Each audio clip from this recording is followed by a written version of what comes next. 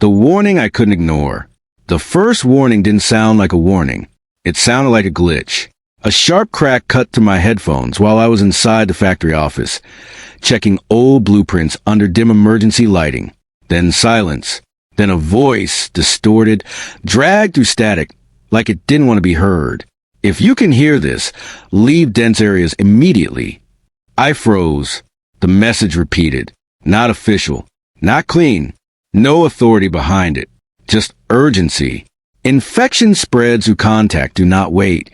That was the moment everything shifted. Because earlier that day, I saw something I couldn't explain.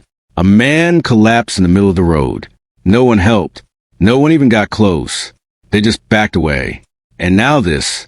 I slowly removed my headphones, like the sound might follow me if I moved too fast. The factory around me suddenly felt different. Not empty. Exposed. I walked to the broken window, overlooking the loading yard. Everything looked normal. No panic. No chaos. That made it worse. Because if something was coming, this was the calm before it. Most people wait for confirmation. I don't. I trust patterns. And everything was lining up wrong. Strange signals. Sudden collapse. No official response. That's not delay. That's suppression. I grabbed the old radio on the desk and scanned frequencies. Static. Then another voice. Different signal. Same warning. Containment has failed. I stopped turning the dial. That word mattered. Failed. Not failing. Not at risk. Already gone. I exhaled slowly. 14 days. That's how long we had. Not a guess. A calculation. Spread rate. Response delay. Infrastructure breakdown. If it was already leaking into public signals. We were at the edge. I looked around the factory again. Concrete walls. Limited entrances. High ground. Not abandoned anymore. Potential. But not ready. Not even close. I moved fast. Locked every door I could. Reinforced what I could. Checked the main gate. Weak. Useless. That needed fixing. Everything did. I started mapping it in my head. Entrances. Weak points. Resources. Water? None. Power? Dead. Food? Almost nothing. That hit hardest. Because walls don't matter if you can't last inside them. I stepped into the main floor. Too open. Too exposed. That would change. I climbed to the upper level and looked down. Every shadow. Every blind spot. Every angle. Because, if I was right, this wasn't just about people anymore. Another crackle came from the radio. They don't slow down. I didn't go back to listen. I already knew enough. This wasn't going to be contained. It had to be survived. I looked out one last time at the quiet road beyond the gate. Still normal. For now. 14 days. I said quietly. Then I turned away. No more waiting. From this point on, every hour mattered.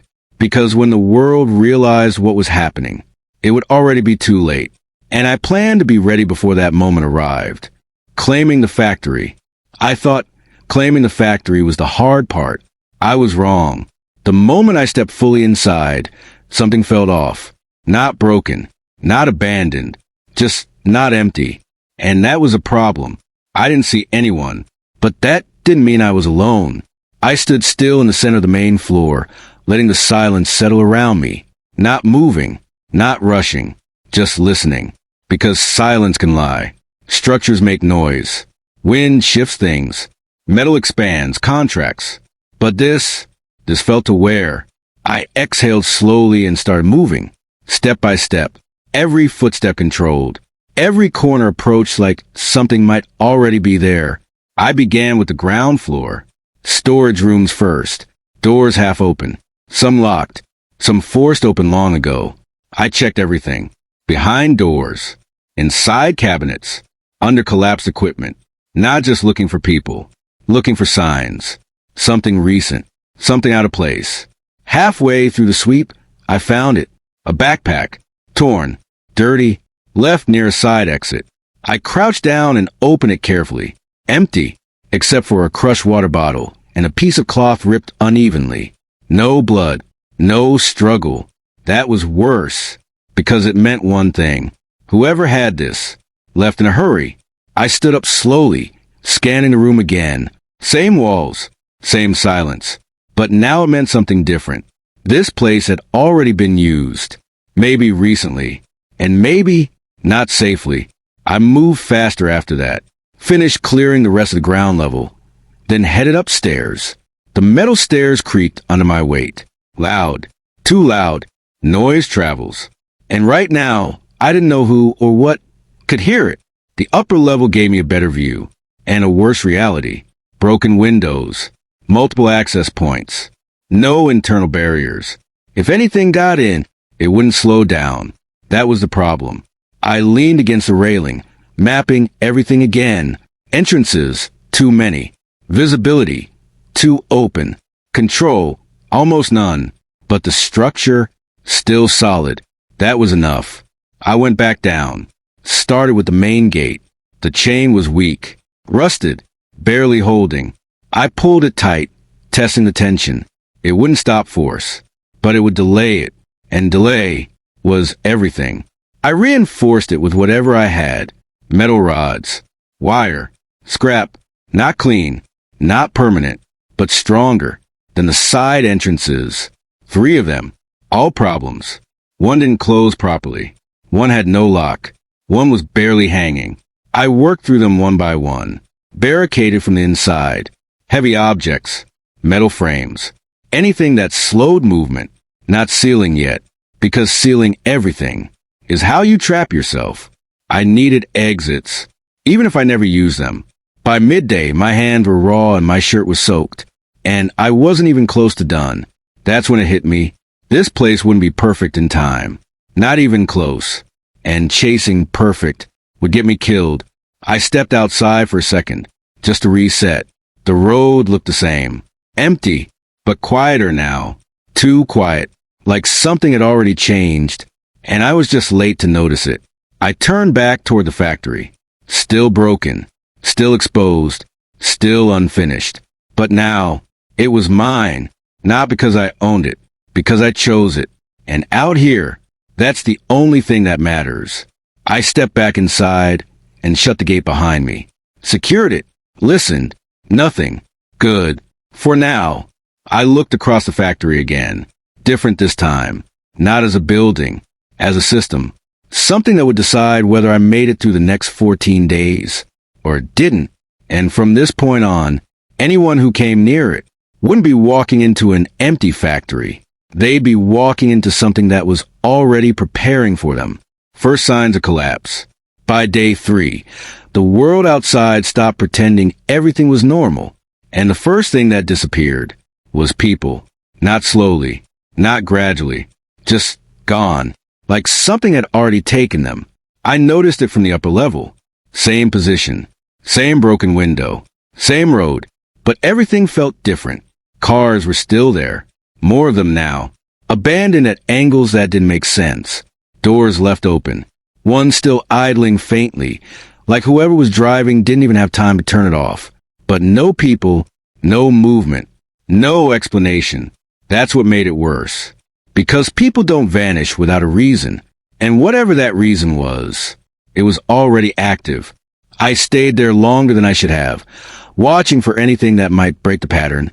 Someone returning. Someone searching. Someone explaining. Nothing. Just stillness. I stepped back and went downstairs. Work didn't stop. It couldn't, because every minute I stood still, I was falling behind something I couldn't see yet. I started restructuring the main floor.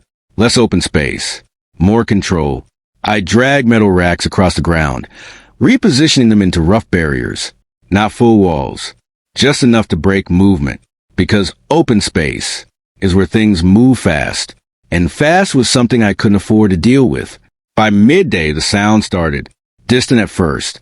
Engines pushed too hard. Sudden stops. Then voices. Not conversations. Arguments. Short. Sharp. Aggressive. Pressure building. I paused for a second and listened. Then went back to work. Because listening doesn't change anything. Preparation does. A crash echoed from somewhere down the road. Loud. Followed by silence. The wrong kind of silence. The kind that comes after something ends too quickly. I stopped again. Waited. Then, a scream. Cut off instantly. I didn't move toward it. Didn't go to the window. Because curiosity gets people killed. Information was enough. And what I had told me everything I needed. This wasn't unstable anymore. This was collapse. I went to the radio. Turned it on. Adjusted the frequency. This time, the signal came through clearer. Cities are losing control. Emergency services overwhelmed. Another voice overlapped it. Do not approach infected individuals. Extreme aggression. There was again, not rumor, not theory, confirmation. I turned the radio off. Not because I didn't want to hear it, because I already understood it. From that point on, everything changed. I stopped thinking in days.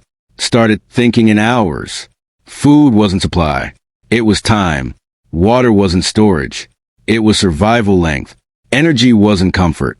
It was function. I checked everything again, more carefully this time. Food low. Water dropping faster than expected. Fuel limited.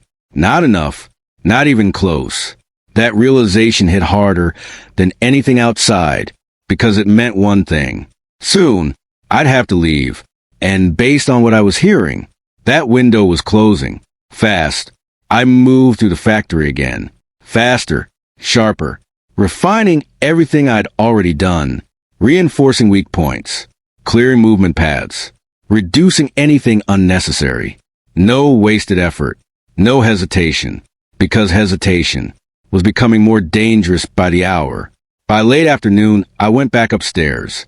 The road had changed again. More vehicles. Some collided. One with smoke rising slowly from the front. Still no people. But this time, I saw movement. Far down the road. A figure running. Fast. But not controlled. Not focused. Erratic. Like they weren't just trying to go somewhere. They were trying to escape something. Then another figure appeared behind them. Faster. Too fast. The distance closed quickly. I didn't stay to watch what happened next. I already knew enough. I stepped back from the window, slowly. Heart steady. Mind clearer than before. That was it. The moment everything became real. Not preparation anymore. Not theory. This was already happening. I went downstairs and grabbed a metal bar. Walked to the rear section. Started reinforcing the last weak point. Each strike echoed through the factory.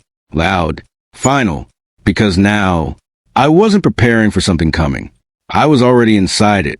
And whatever was out there was moving faster than I planned for. Sealing the weak points. By day 4, I stopped seeing doors as doors. They were liabilities. Every entrance, every window, every gap in the structure wasn't just a weak point anymore. It was a timer, waiting to fail at the worst possible moment. And failure out here doesn't give second chances. I stood in front of the main loading bay, staring at the wide metal shutters. They were bent, uneven, with just enough space at the bottom for something to force through. That gap stayed in my head, not because it was big, because it was enough. I dragged a heavy steel plate across the floor. The sound scraped through the factory, louder than I wanted. Every noise felt dangerous now, but silence wouldn't save me. Structure would. I positioned the plate against the base of the shutter and stepped back. Not perfect, but it didn't need to be. It needed to hold. I grabbed the welding torch and ignited it. The sharpness filled the air, followed by the flare of heat. For a second, I hesitated. That light, that noise, it could be seen, heard, but not fixing it was worse. So I worked. Sparks scattered as metal fused to metal. Rough lines, uneven edges, but strong. Strong was enough. Time blurred. Minutes turned into actions. Weld. Check. Reinforce. Move. When I finished, I tested the shutter. Pushed hard. It didn't move. Good. I moved to the side entrances. 3 of them. 3 problems. The first one I had already blocked, but that wasn't enough anymore. Barricades fail. They shift. They break. I needed something permanent. I welded a beam across the frame. No hinge. No access. Gone. The second door was worse. The frame itself was weak. Rust had eaten through parts of it. Welding wouldn't fix that. So I reinforced around it instead. Metal plates, anchored deep into the wall, turning the entire section solid. Not just the door. Stronger, more reliable than the third entrance. I stopped. This one mattered. It was my only clean exit. Hidden, narrow, fast to reach. Sealing it would make the factory safer. Keeping it open would keep me alive. That's the trade. Security or survival. I stood there longer than I should have, running through scenarios. Breach, fire, failure. Every path led to the same conclusion. If I couldn't leave when I needed to, nothing else mattered. I made the decision. Not sealed, controlled. I reinforced the door heavily but kept it functional. Added internal bars. Fast lock, fast release. Strong enough to hold, flexible enough to escape. Balance. That's what this was now. By late afternoon, my hands were shaking. Not fear. Exhaustion. I hadn't stopped, and I was still behind. That's what pressure does. It doesn't care how much you finish. It reminds you what's left. I climbed to the upper level again. Looked down. The layout had changed. Less open. More controlled. Fewer paths. More intention. But not complete. Not yet. I spotted another weakness. East side windows. Too many. Too exposed. I went back down. Grabbed metal sheets. Started sealing them one by one. Slower work. More precise. Because mistakes here wouldn't be fixable later. As the light faded outside, I stepped back, looked at everything. Not perfect. Not finished. But different. The factory wasn't open anymore. It resisted. That was a shift. I wiped my hands and listened. The outside was louder now. Closer. Less predictable. I didn't go to the window. Didn't need to. I already knew. I turned off the torch and set it down. Looked across every sealed point. Every reinforced section. Every decision made under pressure. Because from here on, there wouldn't be time to fix anything. Only time to face it. And whatever came next wouldn't wait. Power, water, and air. Walls keep things out. They don't keep you alive. That realization hit me the moment I woke up on day 5 with a dry throat and a pressure behind my eyes that wouldn't go away. The air felt wrong. Not toxic. Not suffocating. Just used. I sat up slowly listening. No movement. No immediate threat. Just the quiet hum of a structure that had been sealed too tightly. That was the problem. I had spent days shutting everything down. Now I had to make it livable again. I stood up and looked toward the ceiling vents. Most of them were clogged. Dust, debris, years of neglect. Airflow was barely moving. If I didn't fix that, it wouldn't matter how strong the walls were. I grabbed a ladder and climbed up. The moment I opened the first vent, dust hit me hard. I turned my head, covered my mouth with my sleeve. Bad sign. I started clearing it. Slow work. Messy. Every section took time. Time I didn't have. But air isn't optional. By the time I finished the first set, I could feel a difference. Slight, but real. Movement. Circulation. Still not enough. But a start. I climbed down and shifted focus. Water. I already knew the system was dead. No pressure. No supply. The main line had been cut long before I got here. That meant one thing. Storage. I searched the storage rooms again. More carefully this time. Looking for anything that could hold liquid. Barrels. Containers. Tanks. Most were damaged. But a few. Still usable. Not clean. Didn't matter. Clean could be fixed. Empty couldn't. I dragged them out one by one. Positioned them in the center, where I could monitor everything. Control mattered now. Not just having resources. Managing them. Then came the problem. Filling them. I stepped outside briefly. Careful. Alert. Every second exposed. I moved toward a nearby drainage line I had seen earlier. Not ideal, but it was a source. And right now, source mattered more than quality. I filled what I could carry. Fast. No hesitation. No distraction. Because the outside felt worse now. Heavier. Like something had changed overnight. I didn't stay longer than needed. Back inside. Door sealed. Bars locked.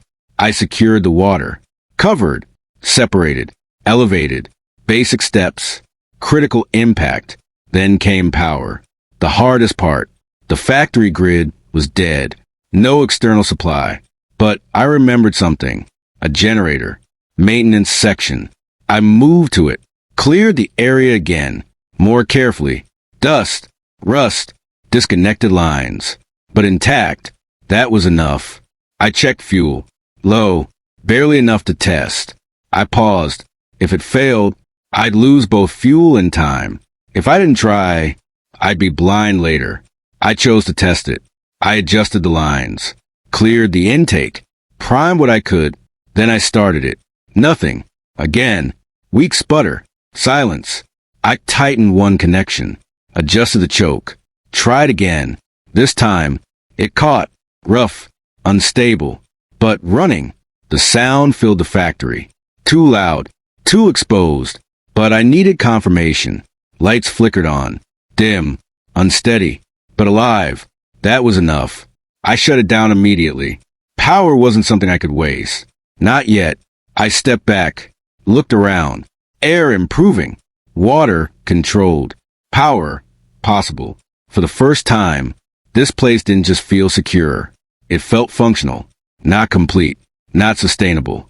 But closer. Closer to something that could actually support life. Not just delay death. I sat down for a moment. Just enough to feel the weight of everything. Then stood up again. Because this wasn't finished. Not even close. Walls were one thing. Systems were another. And if this place was going to hold, it had to do both. The first intruder. The first knock didn't sound desperate. That's what made it dangerous. 3 controlled hits against the gate. Not loud. Not rushed. Measured. I froze instantly. No one should have found this place. Not yet. I killed every sound inside the factory, without thinking. Generator off. Movement stopped. Even my breathing slowed as I moved toward the upper level. Another knock. Same pattern. Whoever it was, they weren't panicking. That meant they were thinking. And thinking people are harder to predict. I reached the broken window and positioned myself just enough to see without being seen.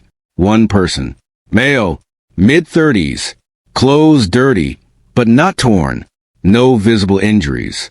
No erratic movement. Not infected. At least, not obviously. He stepped back from the gate slightly. Hands visible. Scanning. Not paranoid. Aware. I know someone's in there. He called out. I didn't respond. Silence is information. He waited, then tried again. I'm not here to take anything. Just need a place. One night. One night. That's how it always starts. I stayed still watching, looking for signs. Instability. Tension. Anything off. Nothing obvious.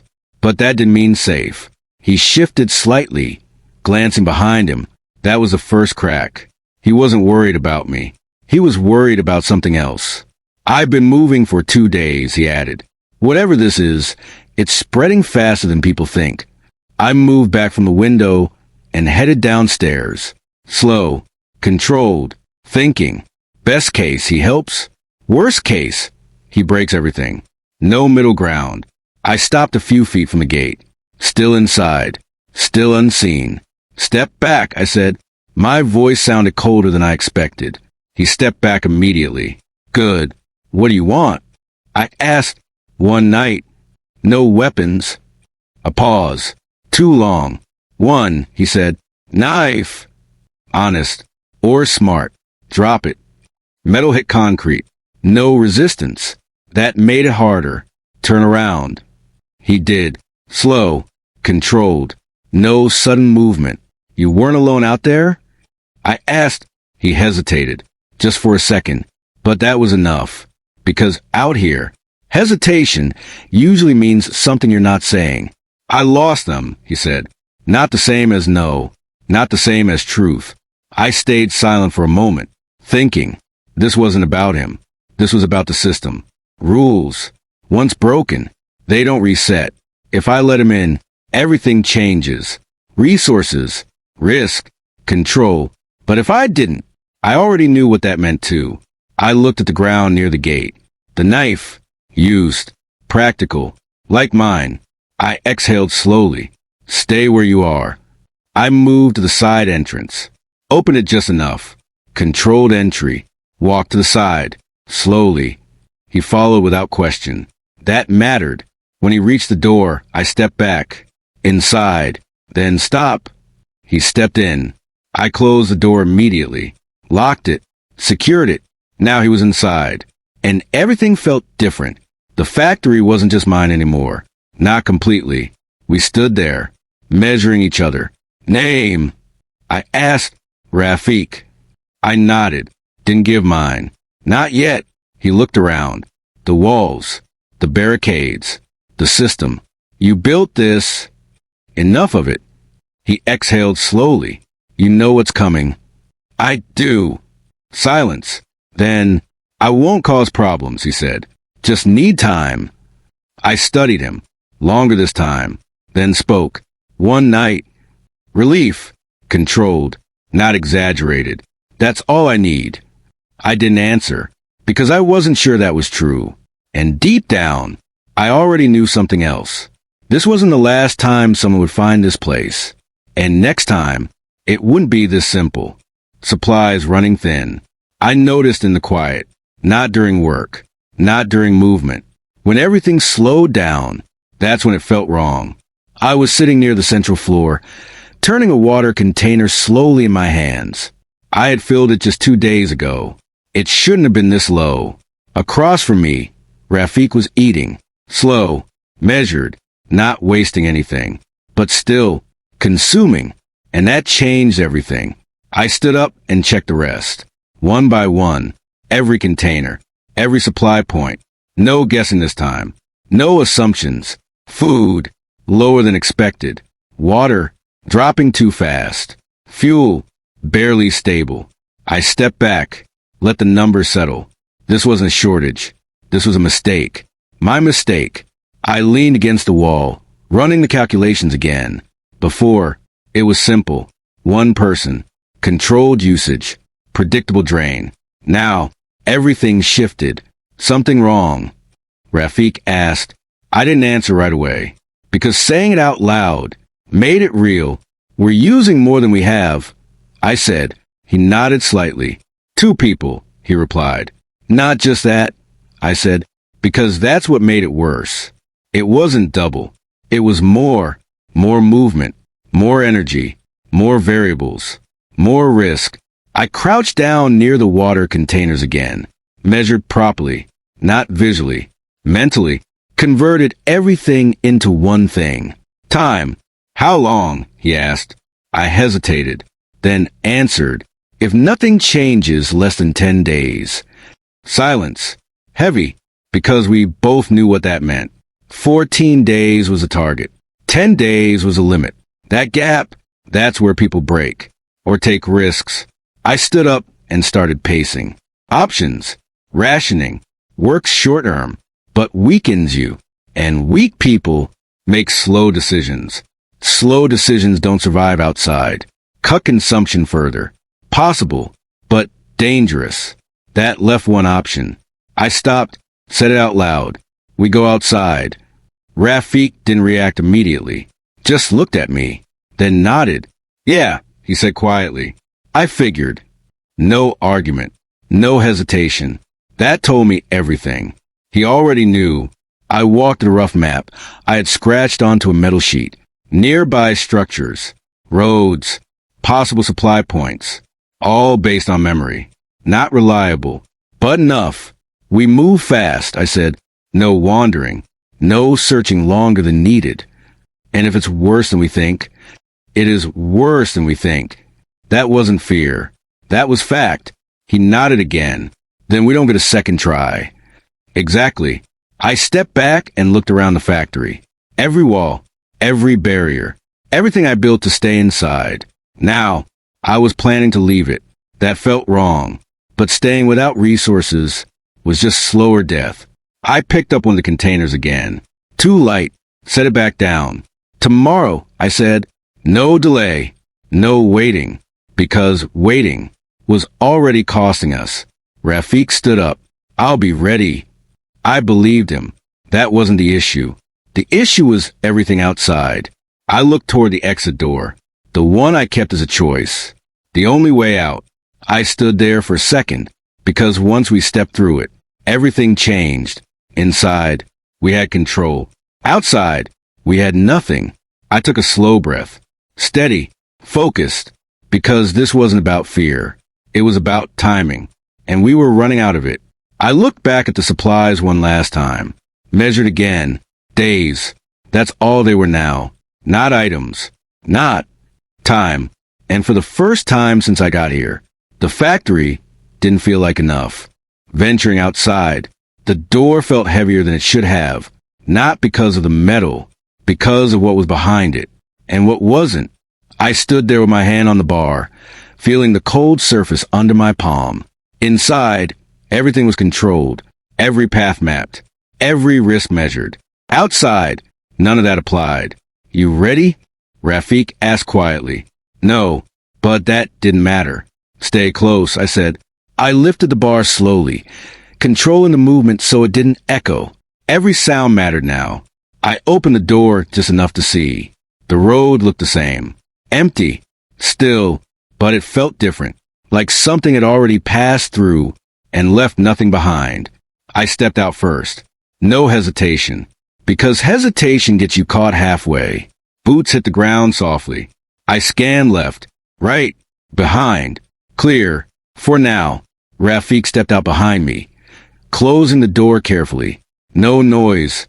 Good. We go straight, then left.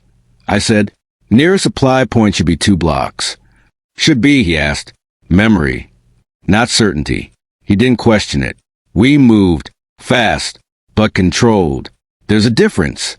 The road stretched longer than it should have. Every step felt exposed. Every shadow felt deeper. I kept my focus ahead, but my attention stayed everywhere. Windows, reflections, sound, anything out of place. Halfway down the block, movement. I stopped instantly. Hand raised slightly. Rafik froze. No questions. Good. The movement came from between 2 abandoned cars. Slow at first, unsteady, a figure stepped out. At a distance, it looked normal, but the way it moved wasn't. Too loose, too uneven, like balance didn't matter. Then it saw us, and everything changed. It snapped into motion. Fast, too fast. Back, I said. Calm, controlled. We stepped back together. Didn't turn, didn't run, maintained distance. But it closed fast. Faster than it should. That was the first confirmation. Not rumor. Not signal. Real. I didn't wait. Move. We changed direction instantly. Cut across the road. Adapt. Always adapt. It followed. Still fast. Still closing. Left. We turned into a narrow path between buildings. Tight. Less exposure. But fewer exits. Risk.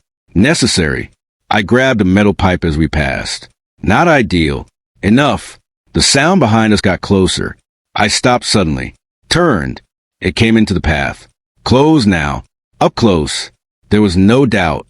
Eyes unfocused. Movement sharp. No hesitation. No control. Just drive.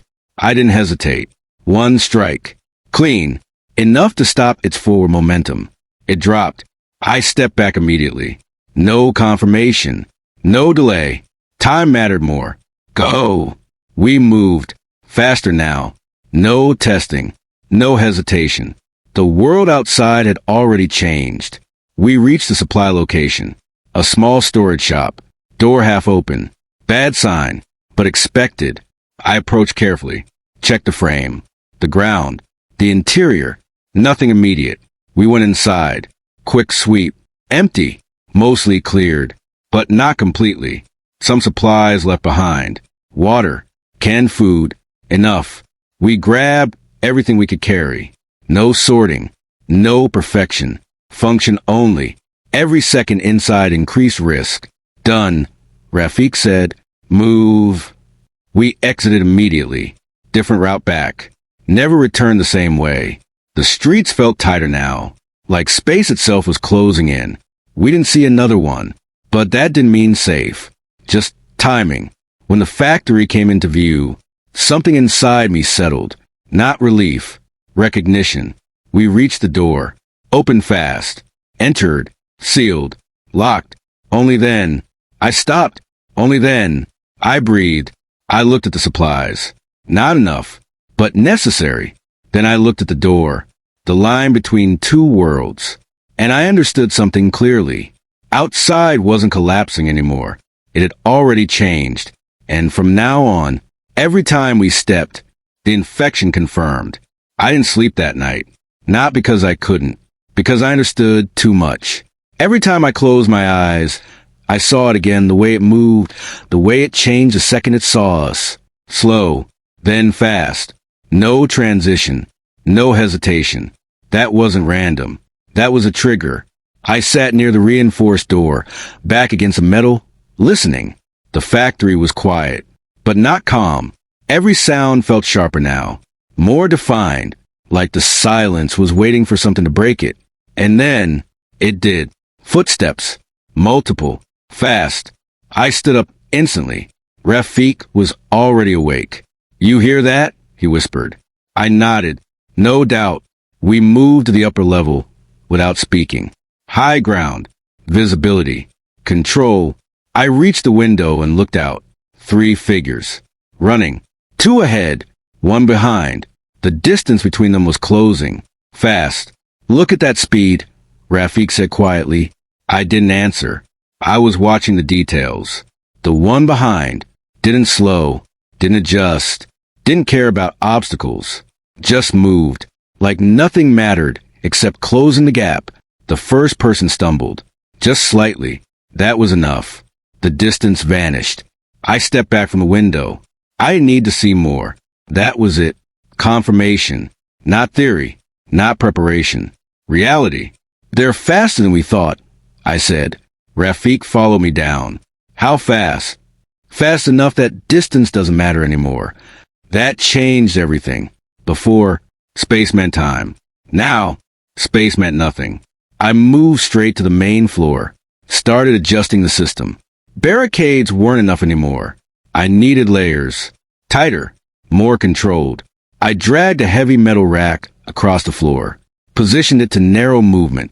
If something got inside, it wouldn't move freely. It would slow. And slowing was the only advantage left. "What are you doing?" Rafik asked. "Fixing the mistake," I said, because that's what it was. I built for something slower, something predictable. This wasn't that. He didn't argue, just started helping.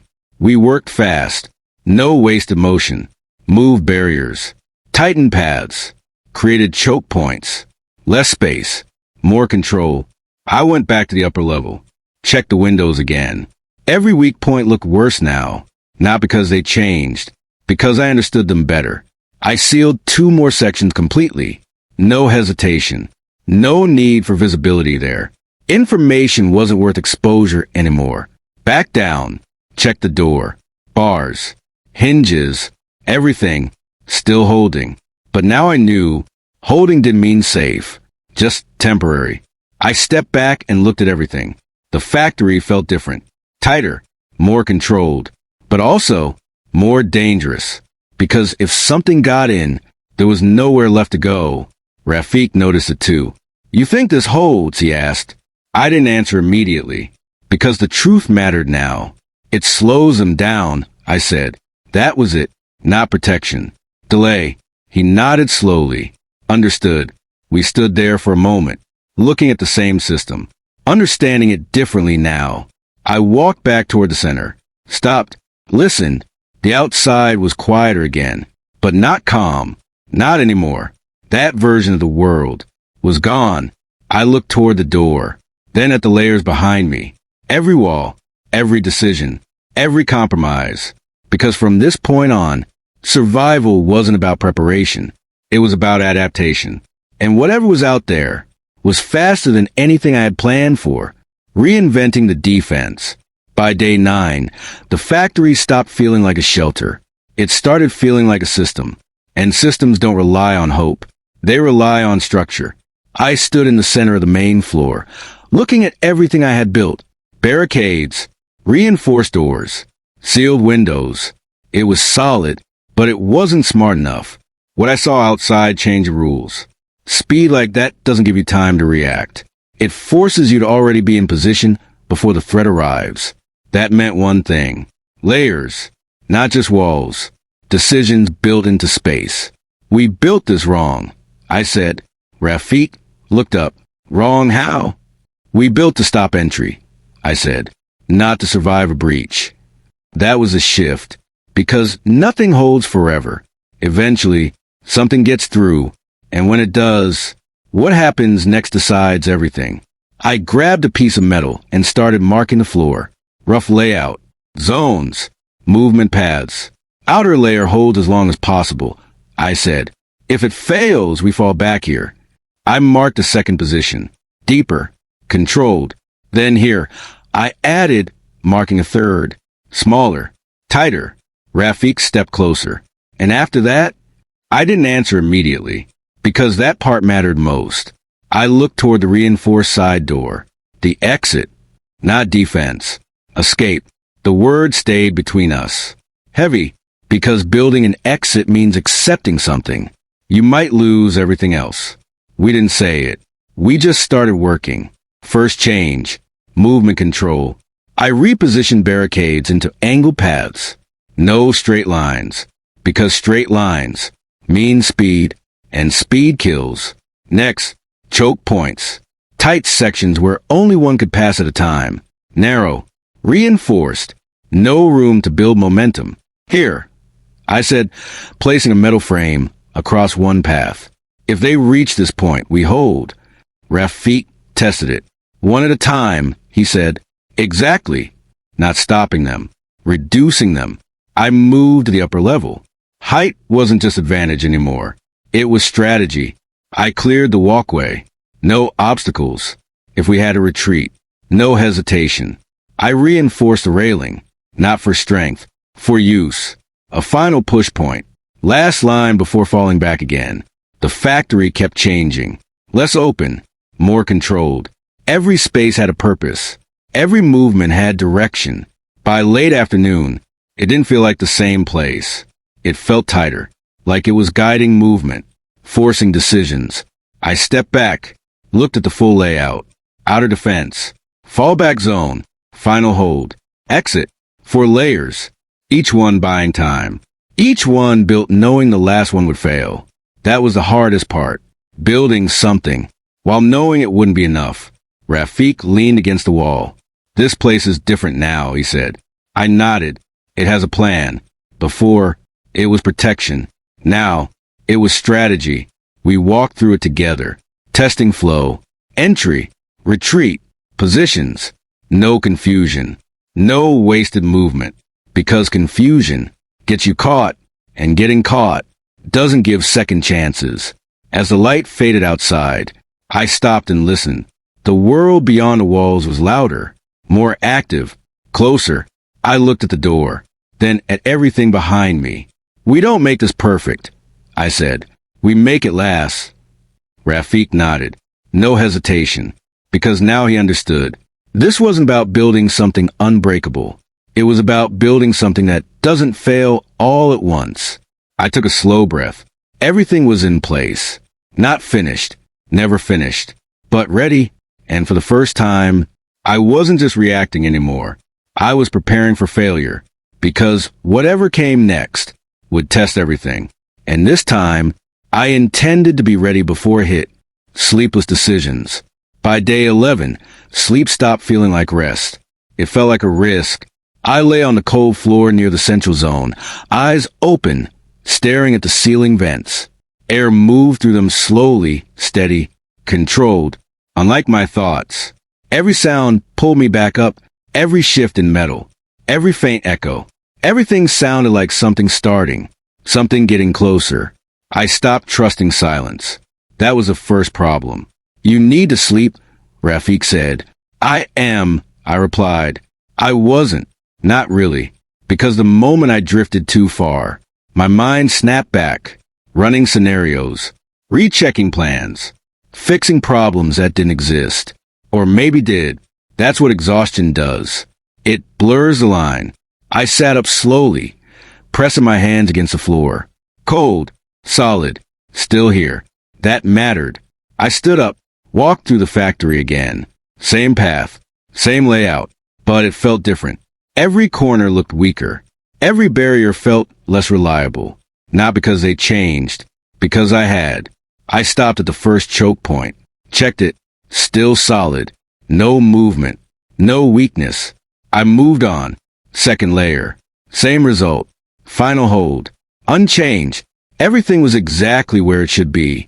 And still, it didn't feel enough. You're checking it again? Rafik asked. I didn't answer.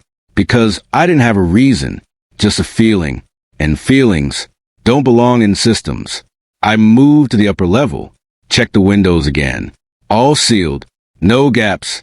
No new risks. Still, I stayed longer than I should have. Watching. Waiting. For something that didn't happen.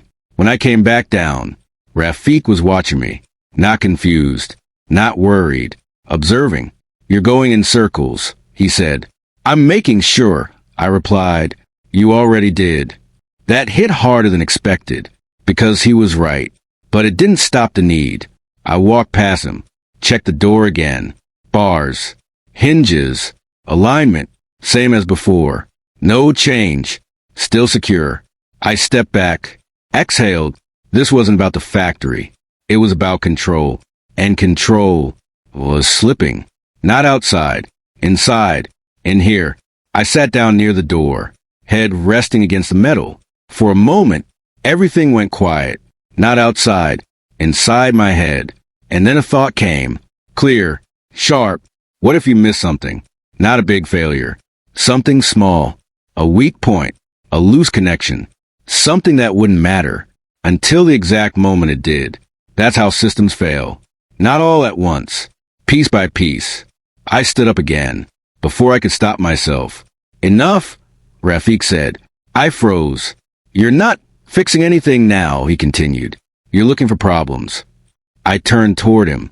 And what if I miss one? You didn't. You don't know that. Neither do you. Silence. That was the difference between us. He trusted the system. I didn't anymore. I looked around. Every wall, every layer, every decision. Built fast. Built under pressure. Built without full information. And now, I was supposed to trust it completely. That wasn't how I worked. I stepped back toward the center. Slower this time. Forced myself to stop. To stand still. Not move. Not check. Not fix. Just stay. Seconds passed. Then minutes. Nothing broke. Nothing shifted. Nothing failed. I exhaled slowly. That didn't mean it was perfect. It meant it was holding. For now, I looked at Rafik again. He didn't say anything. Didn't need to. I nodded once. Then sat down again. Closed my eyes. Not fully. Not deeply. But enough. Because staying awake too long becomes its own risk. And if I couldn't trust the system completely, I had to trust it enough to rest inside it. Even if only for a moment. The second encounter. The second knock wasn't controlled. It was violent. Metal shook against the impact, echoing to the factory in sharp, uneven bursts. No rhythm. No patience. Just force. I was already awake when it hit, but this time there was no pause between strikes. Rafik stood up immediately. That's not one person, he said. I nodded. You could hear it. Different angles. Different timing. Multiple people. Desperate, I moved to the upper level fast, keeping low as I approached the window. No slow positioning this time. I needed a clear view. 4 of them. 3 men. 1 woman. All armed. Not guns, but close enough. Pipes. Crowbar. Something sharp wrapped in cloth. Their movements weren't controlled. They were tense. Sharp. Unpredictable. Open up, one of them shouted. Too loud. Too careless. That alone told me everything. They weren't thinking about attention. They were thinking about survival. And survival like that burns fast. I stayed silent. Watched. Measured. One of them stepped forward and slammed the gate again. We know someone's in there, he yelled. We saw the lights. That was a mistake. Now I knew they'd been close enough to observe. which meant they could come back. Or worse, bring others. I stepped back from the window and moved downstairs. Slower this time. More deliberate. This wasn't like before. This wasn't one variable. This was pressure. I stopped a few feet from the gate. Same position as last time. Different situation. Step back, I said. My voice cut through clean. They paused. Not out of respect. Out of surprise. Then one of them laughed. Short, sharp, or what? He said. That told me enough. No discipline. No structure. Just need. We're not here to fight. Another one said quickly. We just need food. Water. Step back. I repeated, slower, more controlled. They hesitated. Then step back. Not clean, but enough. I didn't open the gate. Didn't move closer. You don't come in, I said. Silence. Then tension. What do you mean we don't come in? The first voice snapped. You've got space. That's not your decision. Another step forward. Closer. Testing. One of them grabbed the gate harder this time. Not asking anymore. Testing it. That's when I realized this was a negotiation. This was seconds away from breaking. And if it broke, everything inside was gone. Step back, I said again. Different tone now. Final. For a moment, it looked like he might push it. Force it. Try. Then, a sound. From down the road. Faint. But enough. Movement. All of us heard it. Every head turned. That changed everything. Reality stepped in. The woman moved first. Stepped back. Then another. Then another. Not calm. Not controlled. Fear. Real. Immediate. They weren't thinking about getting in anymore. They were thinking about getting away. She looked back once. You're making a mistake, she said quietly. Maybe, but not today. Go, I said. No emotion. No hesitation. They didn't argue again. Didn't test it. Didn't try. They left. Fast. Disappearing down the road.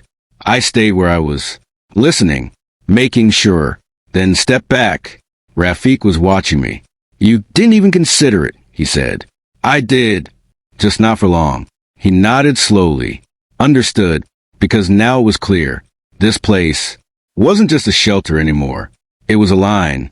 And lines don't bend. Once you draw them, you live with them. I looked toward the gate. Then back at everything behind me. Every wall. Every layer.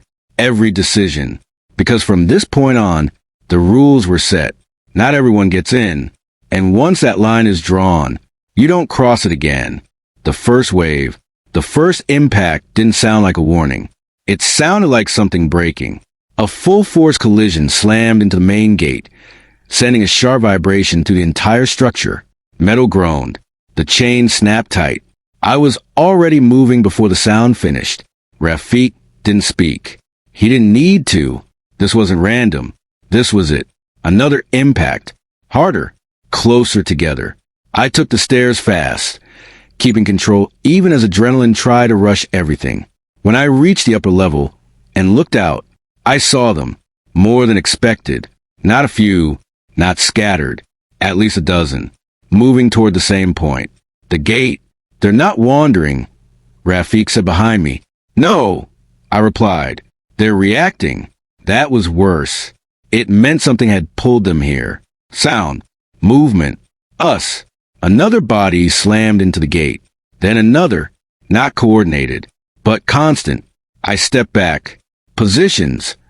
No panic. Just execution. We moved down. First layer ready. First test. A sharp metallic crack cut through the air. The chain. It snapped. Not completely, but enough. Another impact. The gate bent inward. Then tore. Just enough for something to force through. One of them. Fast. Too fast. It didn't stop. Didn't hesitate. It moved straight into the open space. Then hit the first turn. Exactly as planned. It slowed. Just for a second. That second mattered. I stepped forward. Strike. Controlled. Enough. It dropped. I stepped back immediately. No follow-up. No delay. More coming, Rafik said. I could hear them. Feet. Multiple. Fast. They started forcing through the gap. Uneven, but constant. The first layer was gone, just like that. No time to process.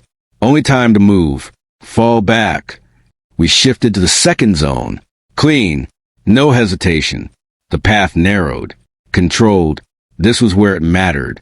Another one came through. Then another. They hit the turn. Slowed. And we met them. One at a time. System working. But they didn't stop. That was the problem. No fear. No hesitation. Just forward pressure. As one dropped, another replaced it. Too many, Rafik said. Not wrong, but irrelevant. We held. Precise movement. No wasted energy. Because mistakes end everything. Time stretched. Each second sharper. More focused. Then something changed. The flow increased. Two tried to push through at once. The choke point held. But barely. They're stacking, Rafik said. Adapting. Not thinking. But changing. That was enough. Fall back. No delay. We moved to the final hold. Last position. Tight. No room for error. Behind us, the system still worked. But it was being pushed. Harder than planned. Faster than expected. I steadied my breathing. Focused. Because this was it. No more layers. Only the exit after this. And using that meant everything failed. Another one broke through. Then another. Closer now. Faster. Relentless. I tightened my grip. Fixed my eyes on the narrow opening. Every sound sharpened. Every movement clearer. Because this wasn't preparation anymore. This was survival. The first wave had arrived. And it wasn't slowing down. Holding the line. The pressure didn't break. It built. One after another. They forced through the second layer, pushing the system exactly where it was weakest. Not in structure, but in time. Time to react. Time to reset. Time we didn't have. Left side, Rafik said sharply. I shifted instantly. One slipped through at an angle faster than the rest. I adjusted mid-step and struck before it could close the distance. It dropped, but the gap it came through stayed open. They're widening it, he said. I didn't answer, because I could see it. The choke point was still holding, but not clean. Pressure was breaking the pattern. Two trying to push through at once. Bodies forcing movement. Not thinking, but adapting. We were losing control of the flow. Fall back line is holding, I said. For now. Another one came through. Then another. Closer. Faster. Less space between them. This wasn't a wave anymore. It was constant. I stepped back half a pace. That half step mattered. Distance equals time. Even a fraction. Rafik adjusted with me. No words needed. We tightened the final hold. Smaller movements. Sharper timing. No wasted energy. Because energy was running low. My arms felt heavier. Breathing tighter. Focus sharper. But harder to maintain. Fatigue doesn't hit all at once. It shows up in delays. And delays get punished instantly. Another one broke through. Then another. Two close together. I stepped forward. Force space. Control the angle. Strike. Step. Reset. Repeat. The rhythm mattered more than strength. Lose the rhythm. Lose everything.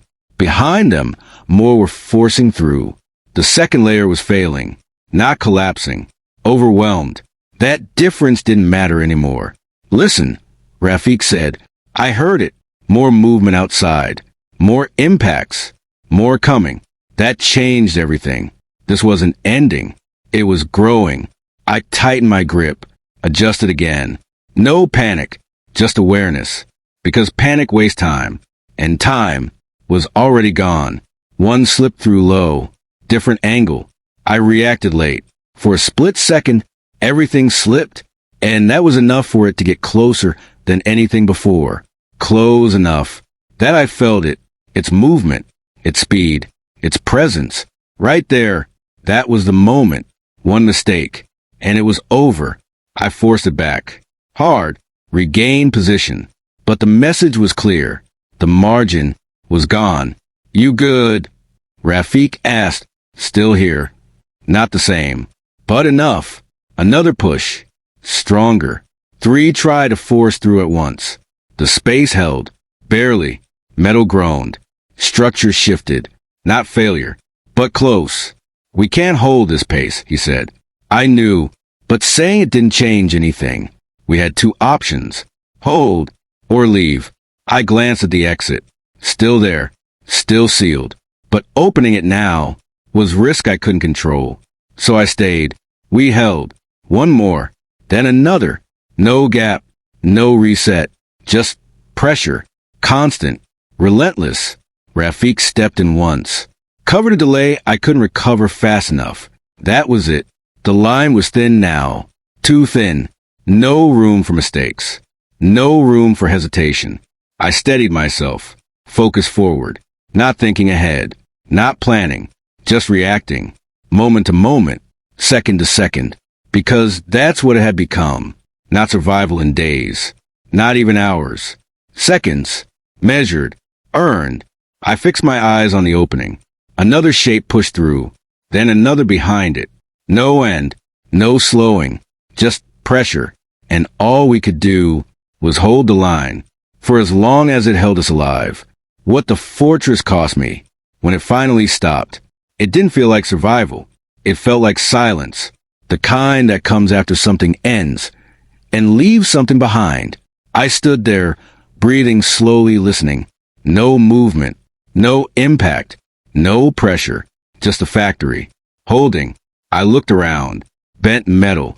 Shifted barricades. Marks where everything almost failed. The system worked. The walls held. But something else changed. I didn't hesitate anymore. I didn't question decisions. I didn't look at the door the same way. Because now, it wasn't just an exit. It was a choice. And I already knew what I would choose. I didn't open it. Not even when I heard something outside. Not even when I knew. Someone was still out there. Waiting. Hoping. And that's when I understood. I didn't just survive this place. I became part of it. The factory was still standing. But whatever I was before didn't make it inside.